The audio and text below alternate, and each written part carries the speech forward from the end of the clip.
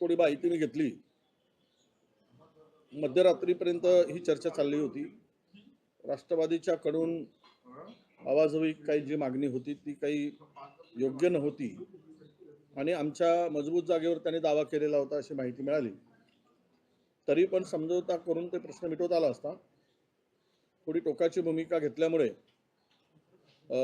नागपुरामध्ये ही युती तुटल्याची आता माझ्याकडे माहिती आहे.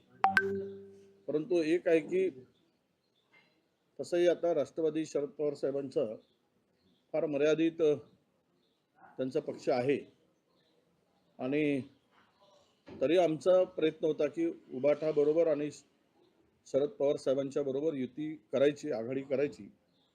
हा आम्ही सुरुवातीपासूनच आमच्या पक्षाचं मत होतं, आमच्या अध्यक्षांचं मत होतं, विकास ठाकरेंचं, आणि त्यांनी त्या दृष्टीनं प्रयत्नही केले होते.